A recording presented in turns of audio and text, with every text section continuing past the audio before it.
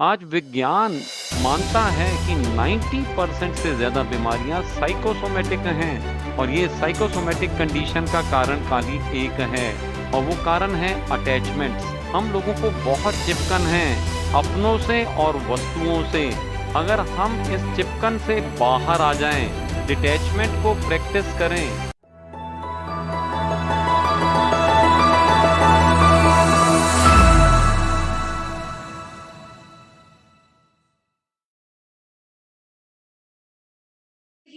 घर से ही हम अपने शरीर, मन और आत्मा पर काम कर सकते हैं। ये कैसे संभव है सर? थोड़ा इसके बारे में बताएं। हमारे शरीर के अंदर जब कोई भी टॉक्सिन्स जमा होते हैं, एसिड्स जमा होते हैं, तो हमारे शरीर के अंदर बीमारियों का संचलन होने लगता है।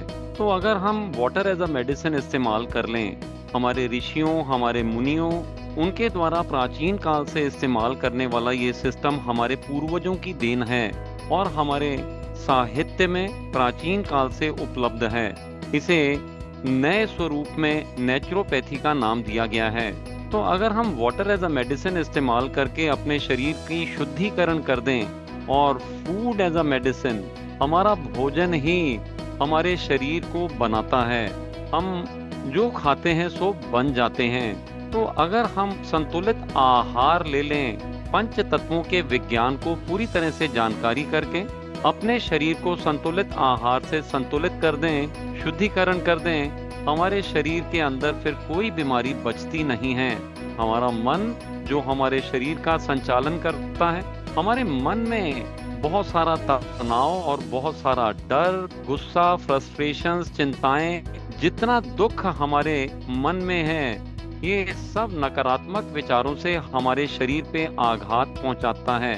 मन कभी भी अपने तनाव की चर्चा नहीं करता है, लेकिन शरीर उसकी पोल खोल देता है, बीमारियों को दिखा करके हमें बता देता है कि हमें अपने मन पे काम करने की जरूरत है। आज विज्ञान मानता है कि 90% से ज्यादा बीमारियां साइकोसोमेटिक हैं और ये साइकोसोमेटिक कंडीशन का कारण खाली एक है और वो कारण है अटैचमेंट्स। हम लोगों को बहुत चिपकन है अपनों से और वस्तुओं से।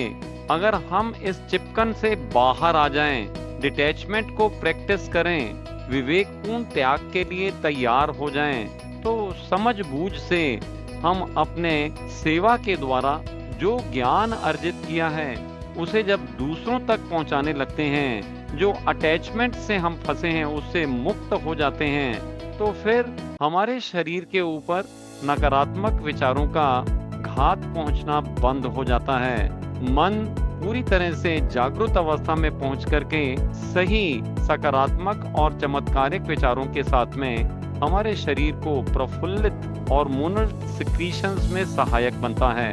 और आत्मा के रूप में अगर हम देखने जाएं तो हमारे 7 शरीर हैं। हमारा जो भौतिक शरीर है, इसको चलने के लिए, चलाने के लिए हमें ऊर्जा की जरूरत पड़ती है, प्राणमय कोश की जरूरत पड़ती है। प्राणमय कोश में 72,000 नाड़ी मंडल है। वहाँ पे अगर ब्लॉकेजेस बने हैं तो उन ब्लॉकेजेस को मिटाने के लिए अत्यधिक ऊर्जा की जरूरत होती है।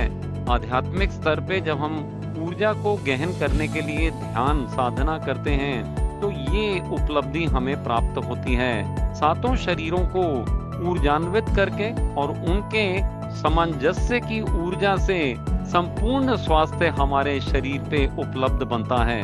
तो इतनी जानकारी अगर हम लोग कर लें, शरीर, मन और आत्मा के स्तर पे काम करने से सभी बीमारियों से बाहर आना सरल हो जाता है।